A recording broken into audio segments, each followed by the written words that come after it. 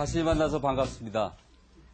근데 지난 시간에 여러분들 제가 그 유방암의 조기 발견, 예방에 대해서 말씀드렸죠. 그러면서 제가 꼭 기억해야 될 것을 한번 부탁드린 것인데 무엇이죠? 자가검진. 우리가 이제 여기 다들 건강하지만은 사실은 우리의 미래는 사실 알 수가 없지 않습니까? 저를 포함해서. 그러니까 누구나 걸릴 수 있고, 또 하나의 문제는 가족들의 혹은 친구나 다 아마 있을 겁니다.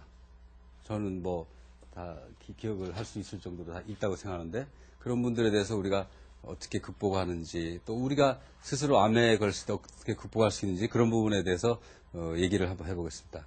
자, 처음에 증례를 한번 보죠. 사례를 한번 보죠. 자, 44세 주부입니다. 1년 전 멍울이 만져져 검사한 결과 유방암 1기라고 진단받았습니다.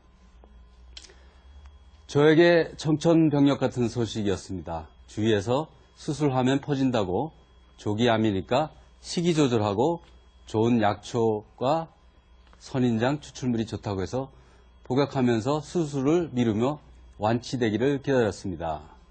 그 1년 후 얘기죠, 이제. 그러나 멍울이 점점 커지고 피부를 뚫고 나와 결국 3기 진단받고 선행화학요법 후 수술을 받았습니다. 이게 저희 의사가 제일 가슴 아파하는 얘기 중에 하나죠. 초기에 수술이 잘 되는데, 치료가 잘 되는데, 이제 우리 사는 주위에는 사실은 어떤 미국 선교사가 한국에 오랫동안 살면서 그분이 얘기한 게 있었어요. 한국 사람은 지금 뭐 4천만, 5천만이죠. 5천만이 다 의사다.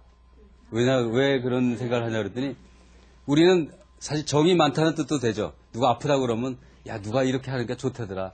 우리 옆집에는, 야, 그 수술 안 받고 뭐 했더니 낫더라. 뭐 이렇게 본인이 그 비전문적인 얘기를 그냥 들은 얘기를 이렇게 함부로 하는 거죠. 그것이 이렇게 엄청난 결과를 낳은 것이죠. 실제로 아직도 우리나라가 많이 발전됐음에도 불구하고 이런 사례가 있고, 실제로 여러분들 아시아의 최고 선진국이라고 할 수 있는 일본만 해도 오히려 굉장히 그런 의료적인 일이 많습니다. 여러분들 일본 가보셨겠지만은 그 서점에 가면 건강에 대한 그 서적이 무지 많습니다.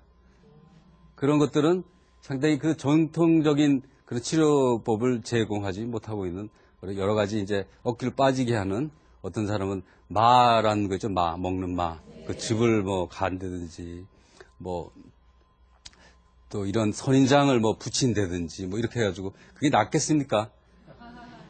그리고 많이 낫는 데면은 의학에서 들어와서 그걸 쓰겠죠. 바로 그런 것이 이제 이런 부분에 제일 문제고, 또 저렇게 함으로 해서 이제 못 고치게 됐을 때는 우리가 이제 또 치료법이 있죠. 수술만의 치료는 아니죠. 그러니까 약을 치료한다든지 이렇게 함으로 해서 우리가 또 이제 고칠 수 있는 것이죠. 자, 이분이 이런 식으로 되는 거예요. 피부가 저렇게 이제 막 뚫고 나오려고 그러는 것이죠. 초기 요만해서 요만하고 수술도 이쁘게 할 수 있었고, 물론 완치도 가능했었고. 그러니까 이런 것은 얼마나 어떤 정통적인 어떤 그런 치료법을 벗어날 때 힘든 얘기나 이렇게 알 수가 있겠죠. 자, 그래서 우리가 흔하게 듣는 얘기입니다. 이제 이런 부분이 병원을 이렇게 멀리하게 하는 요인이 하나 되겠죠. 칼을 대면 더 빨리 진행한다. 퍼진다. 뭐 이런 얘기 많이 하죠. 저도 많이 들었어요. 선생님 뭐 칼을 대면 어떡한다고. 그러면 칼을 대면 어떻게 그렇게 많이 된다면은 우리 같은 칼제비라고 그러죠. 외과의사. 가만히 내버려 두지 않겠죠. 그거는 공식적으로 우리 복지부나 기관에서 칼제비들은 절대로 이제 칼을 대지 마라 이렇게 경고를 해야 되겠죠. 그리고 실제로 그렇다면 우리가 여태 여기 수술 받아본 사람들, 어떤 쪽의 수술이든지 받아본 사람들 계시죠? 그러면 뭐 그거는 어떻게 설명할 것입니까? 그러니까 어쨌든 저 말은, 그리고 그 칼에 의해서 저렇게 퍼지는 경우는 우리가 이제 어떤 특수한 경우를 제외하고는 없겠죠. 그리고 그런 경우에 우리가 또 다른 조치를 하든지, 일반적으로 치료를 목적으로 하는 경우는 저런 경우는 없다. 그렇게 아시고. 그 다음에 민간요법 상당히 종류가 다양하죠. 뭐 여러 가지 이루 열거할 수도 없고 제가 또 잘못 열거했다가는 또 혼이 날까봐 얘기를 못하지만은 그런 민간요법에 상당히 많이 또 이렇게 전하고 하지만은 사실은 그것은 주치료법이 될 수가 없죠. 그것이 주치료법이 될 수 있다면 우리가 이제 받아들여서 쓸 수 있도록 이렇게 해야 되겠죠. 그런 것들이 이제 아까 또 여러분들 이제 함몰이 있는 경우 아까 저번 시간에 이제 말씀드렸지만 함몰이 있다고 해서 다 유방암은 아니죠. 그러나 2차적으로 함몰이 될 수는 있죠. 실제로 함몰은 자연적인 날 때부터 함몰 유두라고 그러죠. 그것이 많죠. 그것은 이제 성형적인 문제고. 근데 또 나이가 들어가면서 이게 폐경이 되면서 가슴에 이게 살이 좀 줄어들죠. 처지고. 그러면서 이제 유두가 좀 들어가는 수도 있지만 그런 건 다 자연 발생적인 것이고 병은 아니겠죠. 어쨌든 그런 부분은 잘못된 것이죠.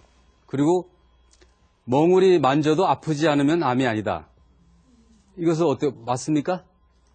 아니죠. 여러분들 하여튼 잘 배우신 거예요.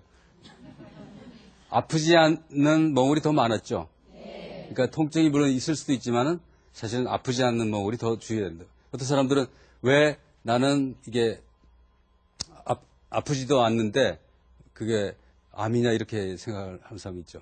그리고 의사한테 묻는다고. 실제로 그 반대가 더 많다. 그래서 되시고.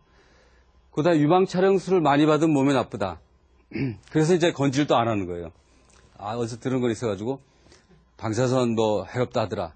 그러나 우리가 일반적으로 건진 차원에서 하는 방사선 엑스레이는 그렇게 해롭지가 않습니다. 더욱이 이제 기계가 많이 발전돼서 아주 작은 양의 엑스레이로 방사선 양으로 이제 사진을 찍기 때문에 통상적인 건진을 위해서 하는 방사선은 해롭지 않습니다. 네.